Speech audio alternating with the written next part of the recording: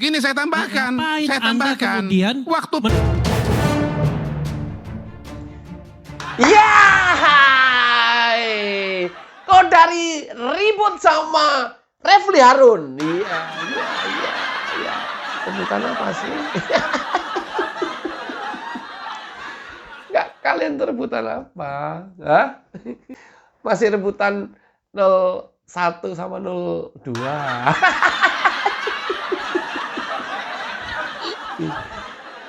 Ya, ini terjadi di acara iNews Aiman dalam Rakyat Bersuara. Pembahasannya adalah dikabulkannya judicial review parliamentary threshold batas perolehan kursi dan suara partai peserta pemilu untuk bisa mengusung pemilu kada besok. Iya. Kan ini PDIP sekarang udah bisa ngusung sendiri. Tapi di Balik DPR RI-nya sedang ribut. Iya. Seru nih. Oke, saya tidak akan bahas yang di Balik DPR RI yang hari ini ribut, ya, menolak keputusan MK tentang parliamentary threshold. Yang saya akan sampaikan adalah Kodari versus tim sesnya Anies dan Refli Harun. Seru banget, tonton sampai selesai supaya tidak gagal paham. Check it out. maka kemudian di Jakarta misalnya PDI Perjuangan bisa mengajukan calon karena syaratnya kan 7,5%. Ya. Antara perolehan suara PDI Perjuangan sehingga saya sekitar 14% ya, Bung Ciko ya. Otomatis bisa dan karena itu sangat menarik untuk menunggu apakah PDI Perjuangan akan mengajukan Anies Baswedan atau Ahok atau misalnya nama-nama yang lain. Kalau saya sih berharap jangan Anies, Ahok lah. Kenapa? Hah? Kenapa jangan Anies? Karena Ahok kader PDI Perjuangan, sementara Anies bukan. Jelas toh? Toh elo-elo. Baik. Ya, jadi menurut saya mulai hari ini dengan keluarnya keputusan MK itu berhentilah DPP PDI Perjuangan untuk menyebut nama Anies. Itu bukan kader dia. Ngapain dia sebut-sebut nama Anies? Sementara dia udah bisa maju sendirian. Lain kalau PDI Perjuangan nggak bisa maju sendiri. Setuju atau tidak, mahasiswa? Nah itu setuju, itu dia benar. Oke, ya, jadi saya sangat tertarik dengan dinamika politik ke depan dengan keputusan ini dan ya kita ikutin saja apa keputusan Mahkamah Konstitusi. Bisa nggak nambahin? Ini bukan Boleh, menyangka boleh. Kodari, tapi menambahi. Untuk pertama kalinya saya nambahin Kodari. Saya berharap juga itu yang Kim Plus Iya. kan terbuka kemungkinan mengajukan calon sendiri kan, kader sendiri. PAN mengajukan Zita Anjani, ya kan? Kemudian Demokrat mengajukan siapa?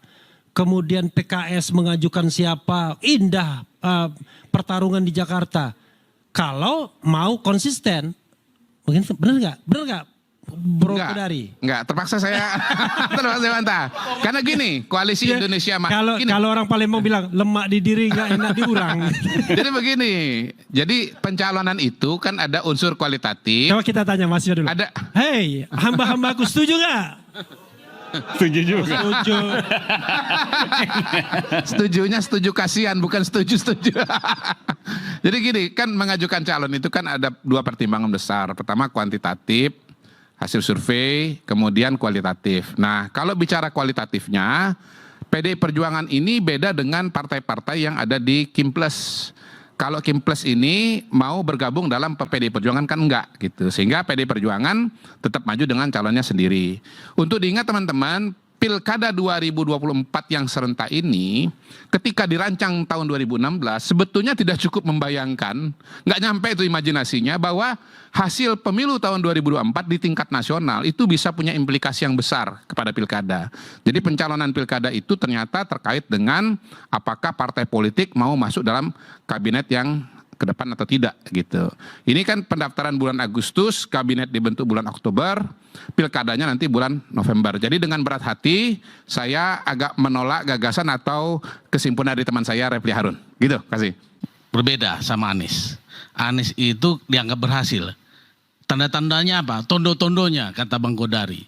Tondo-tondonya dia dipromosikan jadi calon presiden dan 45 juta rakyat Indonesia memilih. Itu tondo-tondonya berbeda ya. Jadi seperti tadi semua kata Bang Panel Barus itu dia kurang baca literaturnya. Jadi baca lagi siapa itu Pojibowo, Ahok ya. Jadi kalau Anies itu memang tidak ada masalah. Semuanya bagus. Transportasi publik ya itu terintegrasi ya. Orang kecil ya ini senilai dengan PDIP. Anies itu sangat peduli terhadap orang kecil.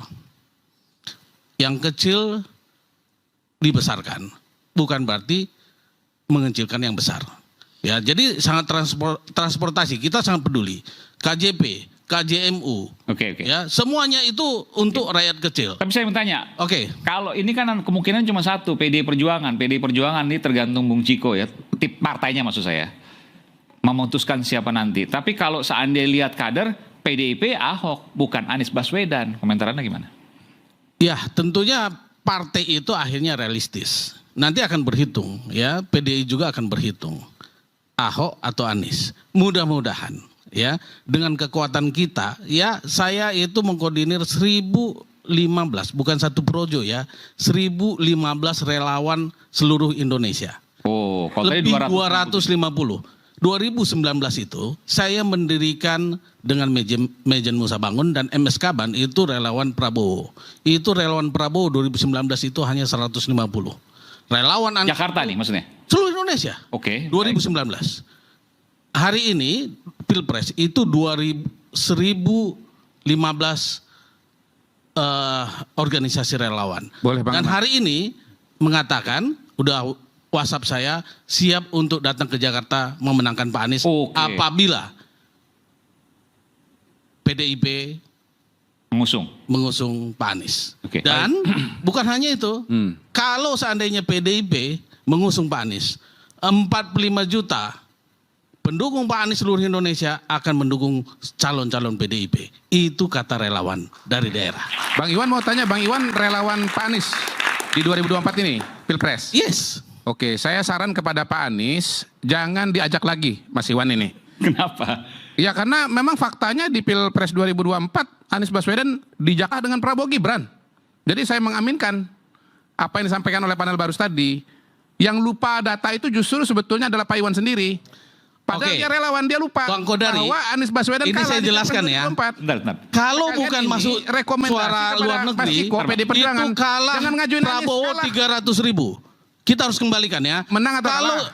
Kalau tidak masuk suara luar negeri. Menang atau kalah? Kalah Prabowo. Kalah 300.000. Kalah di Jakarta. Kalah. Nggak bisa diperlakukan kayak pemilu legislatif. Makanya kalau tidak masuk suara luar negeri, kalah aja. Suara luar negeri kan di luar negeri juga yang menang adalah Prabowo Gibran. Adalah suara luar negeri Jakarta itu saja. Yang menang kemarin itu sama nomor 2 Ganjar. 300.000 kita menang. Ya, pokoknya jangan ini harus jelas. Ajak lagi Pak Iwan ini. Kalah Mas Anies. Kalah ya, PD Perjuangan. Bagaimana kalah? Ahok aja, Ahok. Gak pernah kalah. 300.000 ini data. Ini data KPU, Bos. Data KPU. KPU mengatakan bahwa Anies itu kalah. Itu lawan Prabowo bukan kalau hitungan kita kembalikan kepada institusinya namanya KPU. Sebentar, Anda merasa menang tapi KPU mengatakan Anda kalah. Saya jelaskan pelan-pelan ya. Ini Saya jelaskan pelan-pelan. Bung Adar klaim kan data KPU. Kalau Anda data apa? Data KPU juga. Data KPU gimana? Silakan publik cek, silakan teman-teman cek. Yang menang di Jakarta siapa? Beda ya. Kalau data KPU untuk Pilkada DKI itu suara luar negeri tidak dihitung. Itu Anies menang 300.000. Tanpa suara luar negeri. Itu suara luar negeri masuk, itu Anies hanya kalah 3.800. Oh, karena DKI 2 kan ada luar negeri. Itu melawan Prabowo. Ini ngelawan. Kalau suara luar negeri masuk ke Jakarta itu kalau pemilu legislatif. Ya, betul, tapi kalau makanya. Pilpres nggak masuk, bukan begitu cara menghitungnya. Luar negeri itu dihitung sebagai suara luar negeri, berdiri sendiri. Jangan diajak lagi, jangankan memenangkan. Cara ngitung aja nggak bener ini timnya ini. Oh, jadi bentar. Bung Kodari saya mau nanya. Jadi untuk Pilpres yang tadi Bung Kodari sebutkan ANSI hanya suara DKI saja tanpa luar negeri. Enggak, di luar negeri itu berdiri sendiri. Nomor 1 Pak Prabowo. 64 apa 66 PPLN. Pertanyaannya, apakah Prabowo mau nyalon pilkada ada DKI lagi kan enggak ya kan? Enggak. Saya enggak menyorot Prabowo. Karena Poin itu saya adalah menurut Anies kalah. Ya, menurut saya Anies kalah. kan Anda kan pelaku survei. Anda percaya nggak dengan survei-survei yang dilakukan SMRT? Oh percaya. Nah Anies yang tertinggi for the time being. Gini saya tambahkan. Ngapain Saya Anda tambahkan. kemudian Waktu pilpres mendorong dulu, partai PDIP awalnya Anies tidak juga unggul, menyalonkan Anies. tapi ujungnya kalah. Kodari ini takut banget sih sama Anies. Enggak takut. Takut Anda kelihatan bener Mana takut. ada pemenang takut? Wah takut. Ini data historis. Ini kelihatan- Awalnya Anies menang, Rey, tapi Anda kemudian itu jadi kalah. takut kalau Anies nyalon. Enggak Kenapa sih takut, heran? maju aja. Kita bertanding Yang saya aja. bantah ini begini. Anda kan sudah Beliau 12 mengatakan partai politik. bahwa Anies ini akan Kok penakut sekali sih Anda jadi orang sudah presiden, sudah wakil presiden, sudah menteri-menteri, sudah apa penakut dia ini orang heran saya. Oke. Cuma dengan Anies datanya Pak Iwan takut. aja. Kita kembali saat Bodoh lagi, sekali tetap saya. bersama kami di Rakyat Bersuara. Seru. Tapi enggak loh, beberapa yang kita sudah jalani gitu ya. Ya, analisa Kodari itu termasuk kalau nggak boleh dikatakan 100%, 80%, 90% itu benar loh. Walaupun menyampaikannya ya mungkin ada sambil bercandanya juga gitu. Yang sudah-sudah banyak benernya analisanya Kodari itu. Karena ya based on data, based on survei, based on analisis beneran gitu. Ya, mudah-mudahan nanti kita tunggu PDIP apa mau mengusung Anies atau mau mengusung kadernya sendiri. Karena PDIP hari ini sudah bisa mengusung pemilu kada di Jakarta. Assalamualaikum warahmatullahi wabarakatuh. Cayo. Pas es que